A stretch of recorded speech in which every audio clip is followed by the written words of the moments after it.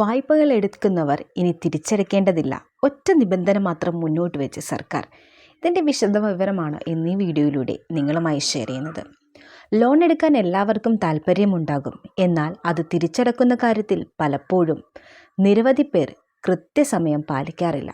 Credit സ്കോറിനെ ഉൾപ്പെടെ ബാധിക്കുന്ന കാര്യമാണെങ്കിലും ചിലപ്പോഴെങ്കിലും തിരിച്ചടവ് മുടങ്ങിപ്പോകാറുണ്ട്. ദേശസാൽകൃത ബാങ്കുകൾക്ക് പുറമെ സ്വകാര്യ പണമിടപാട് സ്ഥാപനങ്ങളിൽ നിന്നും വായ്പ കിട്ടാറുണ്ട്. അത്തരം സ്ഥാപനങ്ങളിൽ നിന്നും വായ്പ എടുക്കുന്നവരുടെ എണ്ണവും കൂടുതലാണ്. കൊള്ളപ്പലിശയാണ് പലപ്പോഴും സ്വകാര്യ പണമിടപാട് സ്ഥാപനങ്ങളിൽ ഈടാക്കാറുള്ളത്.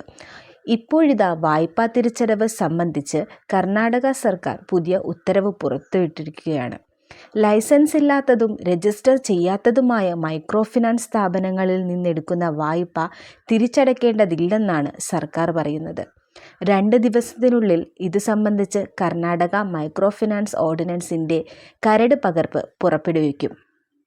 സാമ്പത്തികമായി ദുർബലരായ വിഭാഗങ്ങൾ, വ്യക്തികൾ, ചെറുകിട കർഷകർ തുടങ്ങിയവർക്ക് ആശ്വാസമേകാനാണ് പുതിയ നടപടി. രജിസ്റ്റർ ചെയ്യാത്ത മൈക്രോ ഫിനാൻസ് സ്ഥാപനങ്ങളിൽ നിന്നും കടം വാങ്ങി ബാധ്യത താങ്ങാനാവാതെ ആത്മഹത്യ ചെയ്യുന്നവരുടെ എണ്ണം കൂടുന്ന സാഹചര്യത്തിലാണ് ഈ നീക്കം. കൊള്ളപ്പലിശ ഈടാക്കുന്നത് ഇത്തരം സ്ഥാപനങ്ങളിൽ തിരിച്ചടവ് മുടങ്ങിയാൽ ഉപഭോക്താക്കളെ ഭീഷണിപ്പെടുത്തുന്ന സംഭവങ്ങളും വർദ്ധിക്കുന്നുണ്ട്. ലൈസൻസ് ഇല്ലാത്തതും രജിസ്റ്റർ ചെയ്യാത്തതുമായ മൈക്രോ ഫിനാൻസ് സ്ഥാപനങ്ങളിൽ നിന്ന് കടം വാങ്ങുന്നവരുടെ പലിശ അടക്കമുള്ള എല്ലാ വായ്പകളും പൂർണ്ണമായി ഒഴിവാക്കിയതായി കണക്കാക്കുന്നു.